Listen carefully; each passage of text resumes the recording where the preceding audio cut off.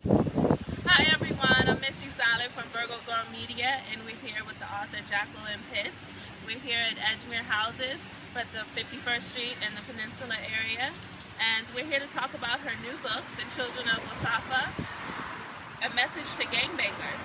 And we just want to hear a little bit more about your book and your story, so please share with us what's the message behind gangbangers. My message to gangbangers is the person that you shot, that you're going to shoot, or maybe even kill, could probably be your cousin. Now, are you talking about the cousins who are children of the gang members, aunts, or their uncles? No, I'm talking about cousins of relatives that they do not know. And how is it they don't know these relatives that you're speaking of? They don't know these relatives because of the transatlantic slave trade that took millions of Africans off the continent and sent them to different parts of the Atlantic world in North America, South America, Central America, and the Caribbean. Descendants of Africans were routinely, the families of the descendants of Africans were routinely separated. Some of the reasons this happened was because we were property. If the slave owner incurred debts, people got sold. If he felt that the slave was uncooperative, the slave got sold. With the death of a slave owner, the slaves were given away as an inheritance to various family members, and those family members may or may not have lived nearby each other. With all of this going on, the country is getting larger and larger. The country is going south, it's going west. The crop economies change, people move, and when they move, they take their possessions, and the slaves were their possessions. Tell us, what was the inspiration for writing this book? Well, Missy, I felt compelled to write the book. And all the reasons that I had heard for gang violence, young people not having a father, breakdown in the family, the young people going to poor performing schools, poverty, all of that, I think are valid reasons, but I was not completely satisfied with those reasons. And the reason for that was because of what our ethnic group had been through. There was a time when it was illegal for us to even learn how to read, more or less a poor performing school. Then one day I realized that whenever I saw headlines in the newspapers about gang members being arrested, I never saw them being arrested for killing their mother, father, sister, or brother. It was always for some rival gang member, physical violence or drugs or possession of illegal firearms. So I thought disconnect, the word disconnect rang loudly in my head. Many of our young people do not understand their unique history in this country. They don't understand the slave trade, and they don't understand how to easily be related to people that they don't know. Tell us more about, who was Wasafa? Wasafa is a creation of my imagination, and he represents our collective ancestors. Don't all ethnic groups have gangs and not just of African descent? Yes, all ethnic groups have gangs and have had gangs.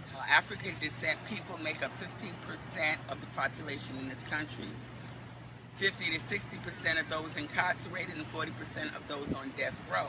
And gang behavior and the trades associated with that help to feed mass incarceration.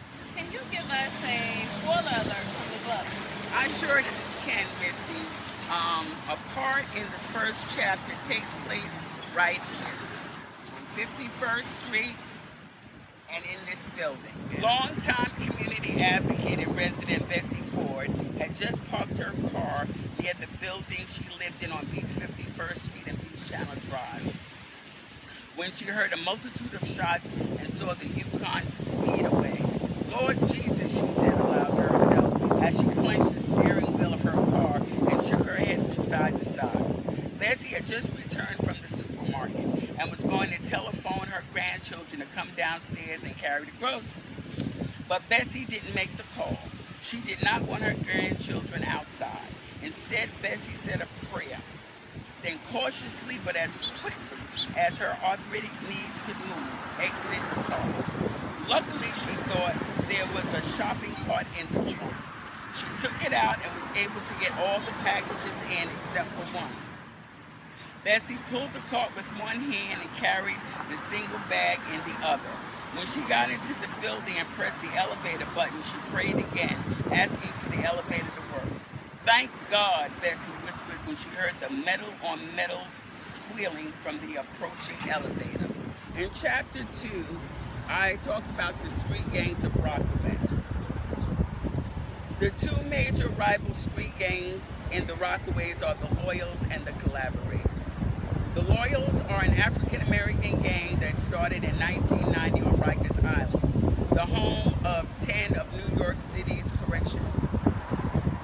The year the Loyals formed was the same year Nelson Mandela was released after serving 27 years in a South African prison, and Americans learned the Zulu word for power and freedom, Amandala.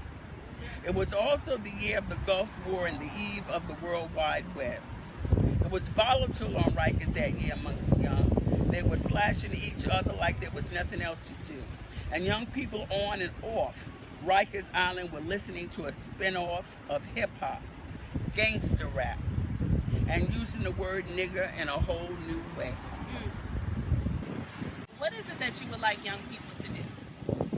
I would like young people to consider using the word cousin when they greet somebody that's in their generation or younger than their generation.